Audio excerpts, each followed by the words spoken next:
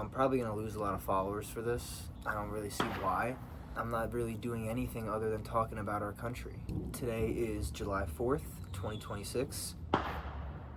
There's a firework in the background. That also signifies that the United States of America is 250 years old today.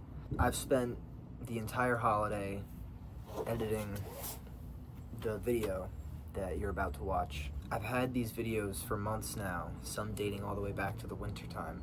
I've been trying to figure out what to do with these clips, how to tell their story, how to get my point across, what I'm even trying to say in the first place with them. Fuck. I love our country. I love the United States of America. As a well-off, straight white man, this country has been nothing but kind to me. The truth of the matter is that's not the case for a lot of other Americans out there. Fellow countrymen, fellow country folk, fellow whatever the fuck you want to call it. Because I love my country, I feel as though I need to hold it accountable. A lot of people in my life are in a position where they're able to ignore what's going on because they're not affected by it. I pieced together this video and I just think about how there's people in my life that are going to watch it and they're not going to resonate, they're not going to appreciate, it'll be the opposite. And I think that might be a reason why I've held back from using a lot of this footage and doing something and making a video of this nature, but there's no reason for that. I'm proud of what I've put together here. I think it is a great representation of Americans. These are people that love their country, so much so that they're willing to take their time and energy and spend it in this way. If you end up liking this, if you think it's a strong message, if it resonates with you in any way, shape, or form, I'd really appreciate if you took the time to share it. Take the topics discussed, discuss them yourself in your own life. The only real way to fix our problems is to sit down and have conversations. Maybe that's what this is an attempt at. I'm not sure. And if you don't like this message, if this doesn't resonate with you, and you look at me differently because of it, then there's nothing I can say to that. But if anything, I hope you know, me doing this and posting this is an attempt to save the country that I love.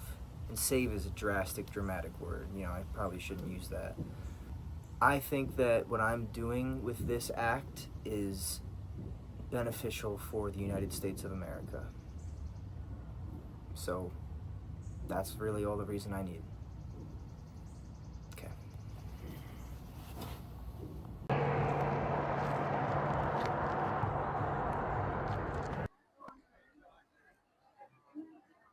Here today in Roxbury Township to tell them no ICE and no detention center. We do not need a detention center. They should all be closing. These detention centers are just picking people up willy-nilly that have done nothing, and they're turning them into concentration camps. Do not want them anywhere in Roxbury, in New Jersey, in the country at all. My husband and I are here today to protest the facility that they're going to use to store human beings, the cruelty of ICE, and the unconstitutionality of the whole thing. Jesus said to help the elderly and help the poor and open your door to the stranger. It's really undeniable, really, what Jesus Christ would do in this situation. So I think people need to look at that and reflect that. It's really inarguable about what's right and what's wrong. I'm here today. I drove 2 hours to get here because I think it's super important. All these detentions, well, I call them concentration camps. They're people, it's just not right. They're arresting citizens, they're arresting babies.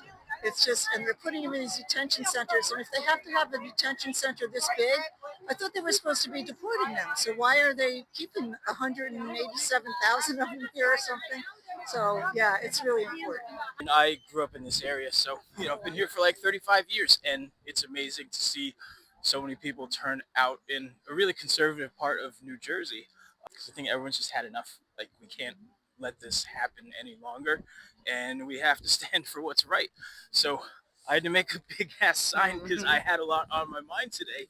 To counter misinformation too, and make a plea to everybody to realize that like we can't listen to divisive people and let them control what we think and do. It's like, oh no, Charlie's a good guy. He wanted to do the right thing. I was like, you know what? Like maybe he wanted to get people talking, but he didn't do it the right way. He didn't do it with honesty, and he didn't do it in a position where people can actually learn from each other. Like he just Did it off hate.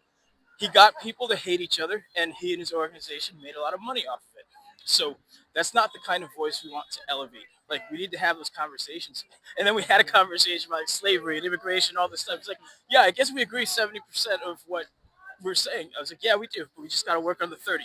But that takes a little courage and takes a little humility, and it takes a little willingness to be honest and upfront and talk, with good intentions.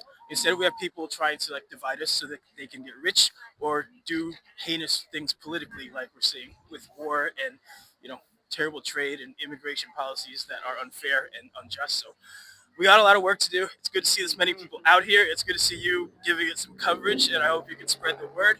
Because like even in Red Jersey, like people have had enough, and we're gonna take this administration down however we can legally do it, so that we can have a real government like by and for of the people. Because that's what this country is supposed to be about, not all this nonsense.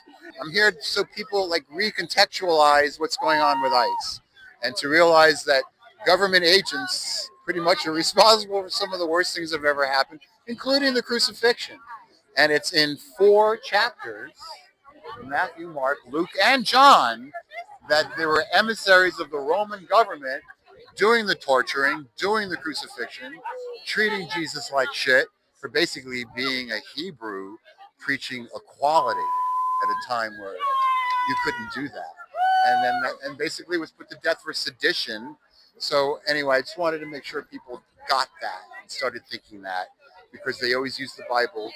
It's in the Bible. It's in the Bible. So I like to say, yeah, it's in the Bible that your Savior was crucified by government agents. So that's why I did this. All right, I'm here with Kyle. I actually met Kyle a few months back at a different No Kings protest.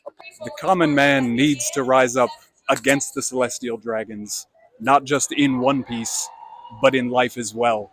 The ruling class needs to be toppled, and the workers of the world need to come together. And that's why I've got the flag. It's a perfect metaphor. So since the last No Kings, I mean, there has been just development after development. Things just keep going downhill, keep escalating. I mean, we've seen what has happened in Minnesota, in Vermont just recently as well. I mean, these are just the worst type of things happening. And since the last No King, that was actually my first protest. Since then, I've gotten more involved. I'm in a bunch of different groups now that are, organize different protests, different letter writing campaigns, all types of things like that. And it's just, we all got to get more involved with this. I mean, we cannot allow it to keep escalating and keep getting worse. This is just not what America is meant to be. I started protesting during the Rodney King protests in the 90s. I feel like if you truly love your country and if you truly love the people in your country, you do something to try to make the wrong things right.